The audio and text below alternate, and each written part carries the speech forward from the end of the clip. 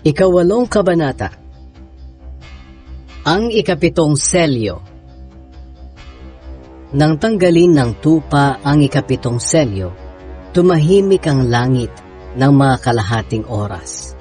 Pagkatapos nakita ko ang pitong anghel na nakatayo sa harapan ng Diyos. Ang bawat isa sa kanila ay binigyan ng trumpeta. May isa pang anghel na lumapit sa altar. Dala ang isang gintong lalagyan ng insenso.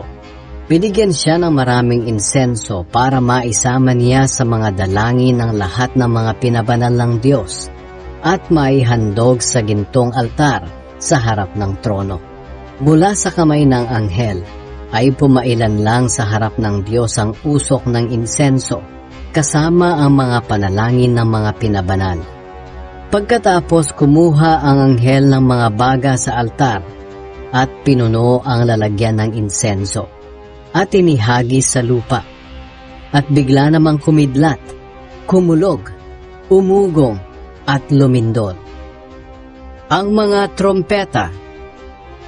Nakahanda na ang pitong anghel upang patunugin ang kanilang trompeta. Nang patunugin ng unang anghel ang kanyang trompeta, umulan ng yelo at apoy na may halong dugo. Nasunog ang ikatlong bahagi ng lupa, ang ikatlong bahagi ng mga kahoy, at ang lahat ng damo. Nang patunugin ng ikalawang anghel ang kanyang trumpeta, bumagsak sa dagat ang parang malaking bundok na nagliliyab, at naging dugo ang ikatlong bahagi ng dagat.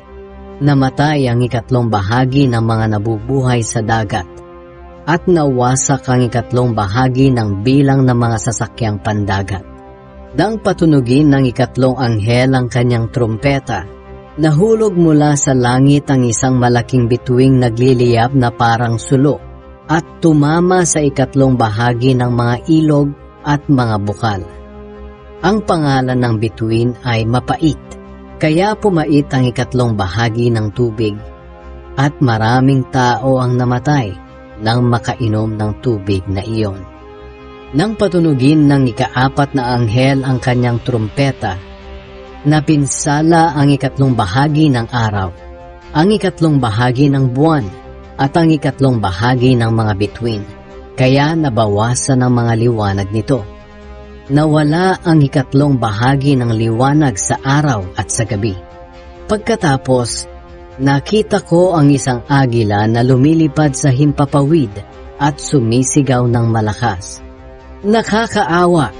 Kawawang-kawawa ang mga nakatira sa lupa kapag pinatunog na ng tatlo pang anghel ang mga trumpeta nila.